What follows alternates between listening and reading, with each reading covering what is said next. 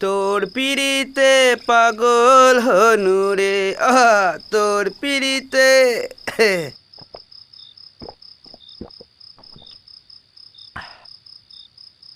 কিরে বিশা, কিরে বিশা, তোকে আজ এমন মন মরা লাগছে কেন?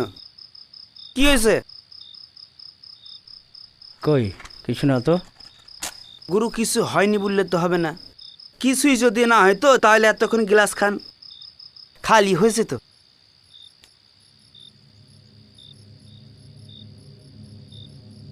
তাহলে কি বাবুদের সাথে আজও ঝামেলা পাকাচ্ছিস নাকি? না রে কালু, আমার কেমন জানি মনে হচ্ছে আমার মাগি খান অন্য কোনো ঢ্যামনার পাল্লায় পড়ছে। আরে দূর, তুই থাকতে অন্য ঢামনা পালায় পড়তে যাবে বা কেন? ও তোর মনের ভুল। না রে, মাইরি বলছি। ও শালা খিটখিটে মাগি খান কেমন জানি বদলে গেছে। বুদলে গেছে মানে? একটু খলসা করে বলতো দেহি।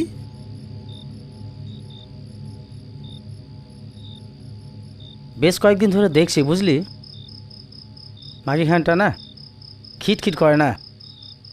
ওর মুখে সব সময় অদ্ভুত হাসি।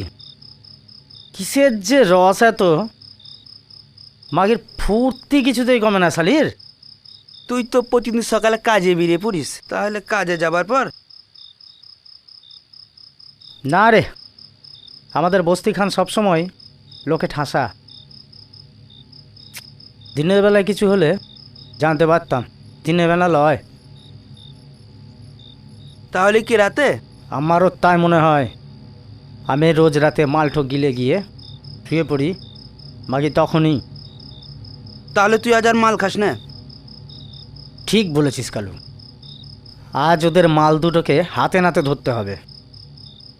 আজ সালা মাল খাবো না, ঘরে গিয়ে মাল খাওয়ার একটো করে শুয়ে পড়ব, তারপর মাগিকে দেখছি।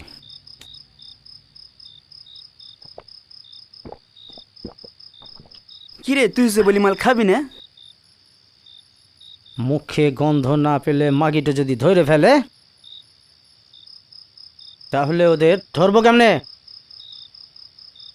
আজ ওদের ধরে আগে মাথায় ঘোল ঢালবো, তারপর শালিকে কচ্ছু কাটা করে কাটবো, দেখিস। হ্যালো, তোর রসাটা আর হাসলিটা দে তো, দে দে দে।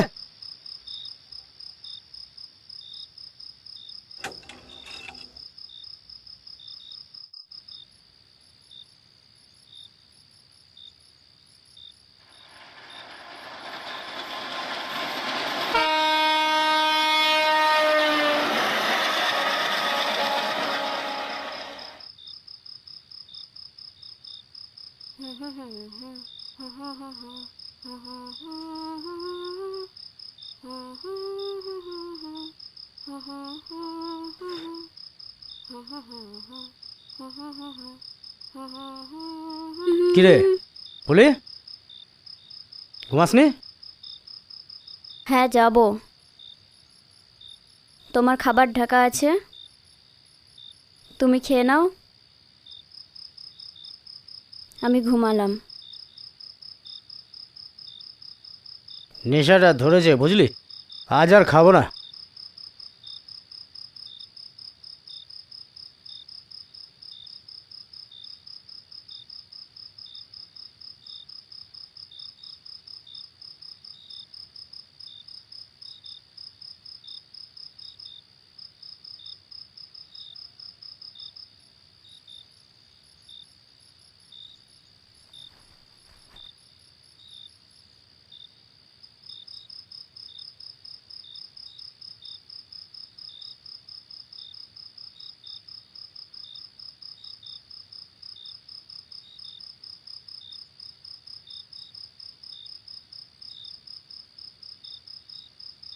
তোমার জন্য আমি সেজেছি, কেমন লাগছে আমাকে?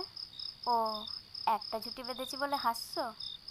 কি করব বলো, আমার কাছে তো দুটো ফিতে নেই। আমার মরদটা তো মদ ছাড়া কিছুই বোঝে না, আমার কোনো কথাই শোনে না। জানো তো, মাঝের মধ্যে আমার খুব মন খারাপ করে, খুব কষ্ট হয় যখন পুরনো কথা মনে পড়ে।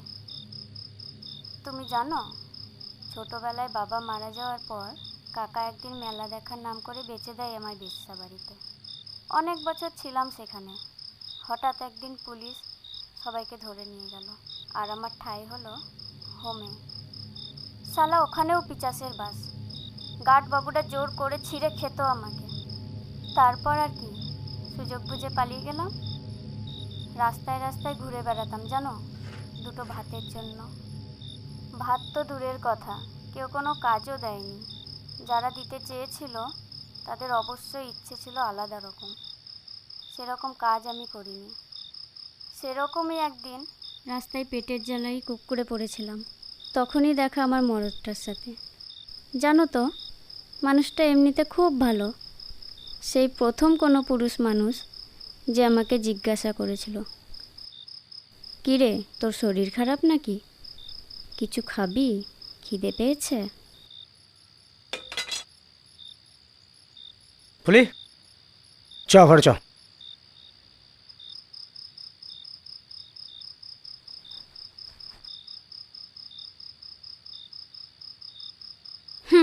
মরদের এমনিতে হয় না, হিংসে তেমন ঠাসা।